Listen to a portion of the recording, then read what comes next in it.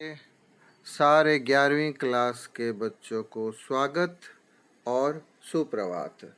तुम्हें पता है तुम्हारे सिलेबस यानी पहला जो किताब है उसमें से 3 लेसन आएंगे। पहला लेसन है संविधान, दूसरा चुनाव और प्रतिनिधित्व और तीसरा स्थानीय शासन। दो जो पहले के लेसन्स उसकी वीडियो आप देख चुके होंगे। जो तीसरा लेसन है स्थानीय शासन, तुम्हारी रिक्वेस्ट पे बना रहे हैं। और जो पहले जो 2 लेसन्स देख नहीं पाए होंगे तो इसी लेसन का जो नीचे है सब्सक्राइब रेड लेटर्स में बोल्ड लेटर्स में लिखा हुआ है, उसको सब्सक्राइब कर लो यानी क्लिक कर लो, तो सारे जो वीडियो बनते हैं तुम्हें फ्रीली अवेलेबल हो जाएगी। स्थानीय शासन के बारे में हम थोड़े कुछ पढ़ेंगे। आप लोग अपना जो एनसीईआरटी की किताब ओपन कर सकते हो। ये अध्याय 8 स्थानीय शासन है। इसमें देखोगे कि पहले परिचय दिया है, उसके बाद स्थानीय शासन क्यों हमें चाहिए ये बताया है, और उसके आगे उसी तरह से हमें ये दिया है भारत में स्थानीय शासन का विकास कैसे हुआ उसके बारे में। पहले जब हम स्वाधीन हुए तब हमारा जो संविधान है वो सेंटर की तरह झुका हुआ था कुछ ज़्यादा मात्रा में, इसीलिए स्थानीय की जो शासन है उसको इतने ज़्यादा ध्यान हम नहीं दिए थे। ये 92 में कमिटी के रिकमेंडेशन से सरकार गौर किया कि हमें चुनाव रेगुलरली यानी नियमित रूप से स्थानीय शासन में चुनाव कराना चाहिए, और उसी से हमारा ये डेमोक्रेसी, ये गणतंत्र मजबूत होगा, लोगों के समस्या का समाधान जल्दी निपटेगी और विस्तार रूप से हम उनको निपटा सकते हैं। और दूसरा, सरकार को वो कमेटी रिपोर्ट से ही महसूस हुआ कि हमें कुछ संसाधन उनके लिए अलग से देनी पड़ेगी, और उसी के लिए संविधान की संशोधन जरूरत है। ये भी कमेटी ने रेकमेंड किया था, सुपारिश किया था सरकार को। तो 92 में 2 संविधान के संशोधन हुआ, 73 संविधान के संशोधन और 74 संविधान के संशोधन। 73 संविधान के संशोधन गांव के बारे में है, 74 संविधान के संशोधन शहरी क्षेत्र के बारे में। तो इसी तरह से आप क्रमागत रूप से देख रहे हो कि हमारे स्थानीय शासन में विकास किस तरह से हुआ।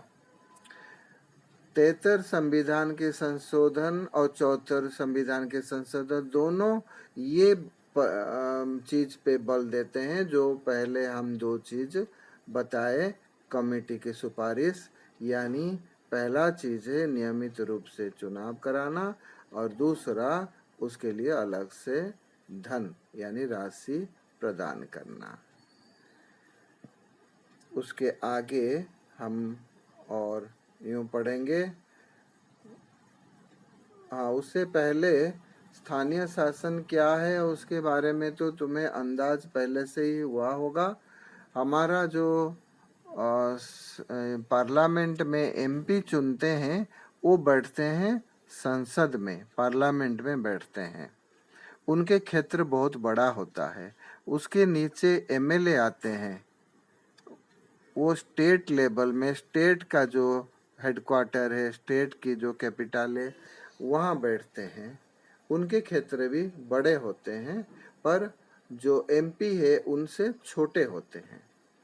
और एमएलए की क्षेत्र से भी छोटा एक गांव का एक निर्वाचन होता है सरपंच, मुखिया कह सकते हो या सरपंच कह सकते हो।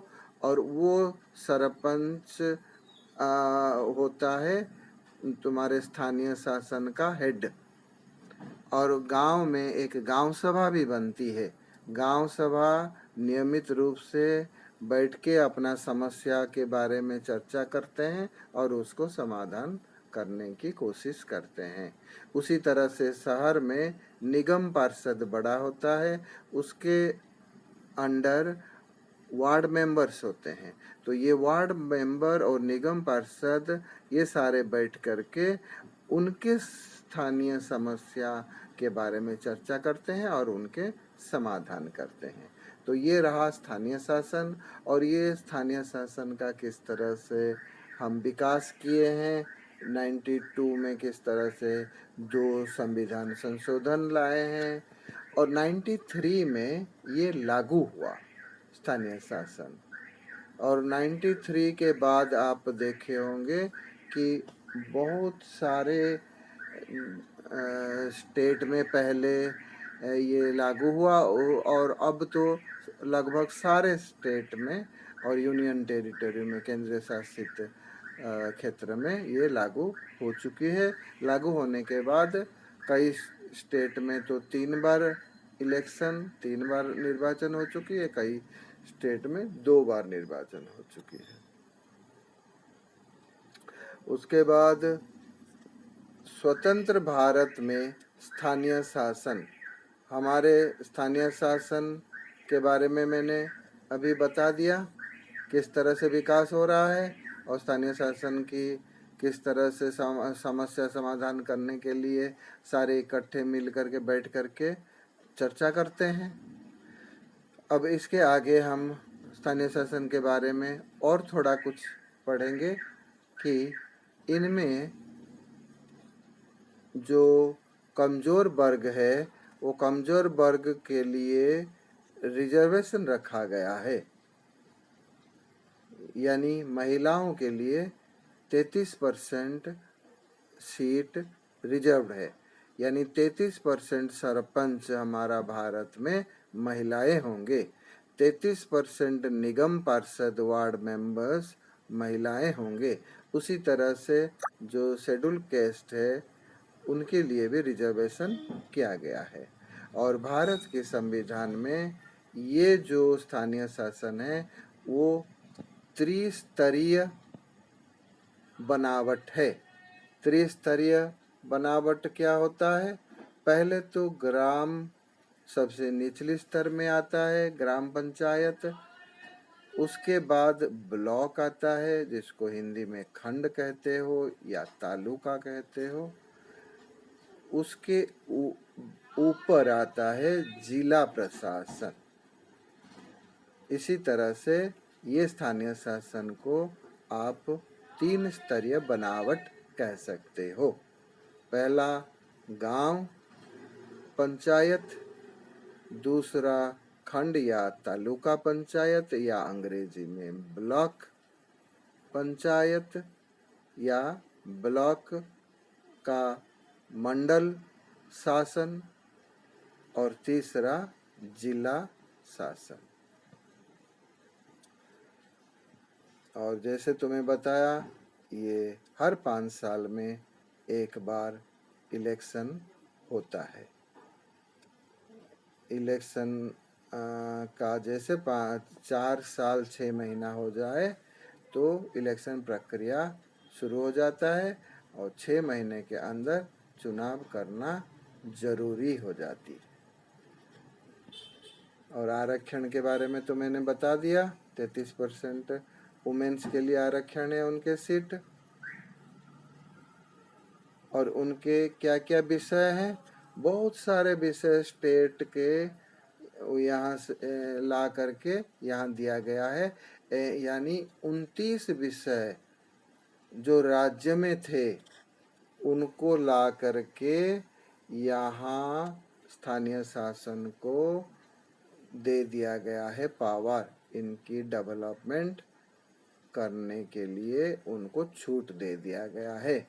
जैसे शिक्षा की विकास कर सकते हैं, स्वास्थ्य की विकास कर सकते हैं, खेती का विकास कर सकते हैं, रोड का विकास कर सकते हैं, कोई महामारी हुआ उसकी देखभाल करेंगे, रक्षा कर सकते हैं। इसलिए इन 29 विषयों में ये फैसला ले सकते हैं। यानी इनके काम इतने कम नहीं है, छोटे काम नहीं है, बहुत सारे काम है। जितना काम एक एमएलए के पास है लगभग उतनी काम इनको मिल चुका है। ये एक संविधान का पक्का संस्था बन चुके हैं। इस तरह से मैं यहाँ पे आप देख सकते हो कि 29 उन्होंने लिखा है। और ये राज्य वित्त